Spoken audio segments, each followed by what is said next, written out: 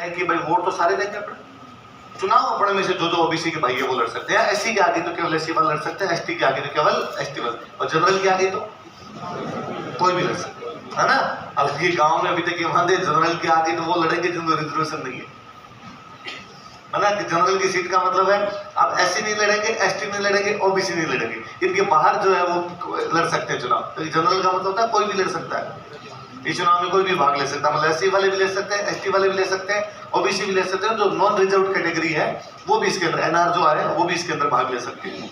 अभी अपने ये होता है, अब मान लो अपना एक गांव है, उस गांव में ओबीसी की सीट आई, तो वो जो ओबीसी वाले सरपंच साहब जो चुनाव लड़ रहे हैं, दो बंदे, वो वोट मांगेंगे अपने से, तो सबको राजी रखने का प्रयास करेंगे।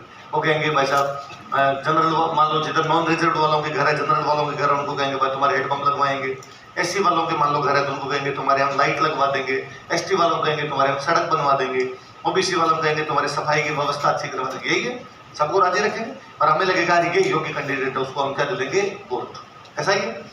अब मान लो ये कह दिया जाए कि ओबीसी की सीट है, हम ओबीसी ही वोट देंगे, तो क्या वो एससी एसटी और दूसरों के पास में जाएंगे? नहीं जाएंगे, वो केवल अपने हितों की बात करेंगे, दूसरे के हितों की बात करेंगे। जो अब जनरल बात होता है वो तो ये है कि इस वजह से ऐसा सांप्रदायिकता भड़कती है कि फिर वो अपनी अपनी बात करते हैं, दूसरों की बात है नहीं। फिर दूसरा, अब जैसे ये है मुस्लिम वाला जो था, इसमें अब दो मुस्लिम चुनाव लड़ेंगे। अब उन दो मुस्लिम में जीतेगा कौन? जो अपने आप को कट्टर मुस्लिम घोषित कर देगा, क्योंकि उनमें से मान लो एक बंदा हमारा उसने कहा कि भाई देखो वोट तो हो रहे हैं और इसमें मुसलमान वोट देंगे और हम मुसलमान ही चुनाव लड़ सकते हैं, तो हममें से कोई जीतेगा। पर अपने जब गांव में पानी की व्यवस्था करेंगे ना, तो हिंदू भाइयों को भी उधर हेडपंप लगवा देंगे, और जब लाइट की व्यवस्था होगी तो ये बीच में लाइट लगा लेंगे ताकि उनकी तरफ भी हो जाए और अपनी तरफ भी हो जाए। कुछ सज्जन आदमियों को इसी प्रकार की बात करेंगे। दूसरा कोई कट्टर टाइप होगा, वो कहेगा मैंने पहले ही कहा था, ये उनसे मिला हुआ, और ये देख लो भाई साहब तुम्हारा पानी उधर देना चाहता है, तुम्हारी लाइट उधर देना चाहता है, तुम्हारे सारे संसाधनों पर कब्जा है, तुम्हारे हितों में टकराव है, तुम समझते नहीं हो, तुम अलग और हम अपने अलग और ये लोग जो है वो अलग है।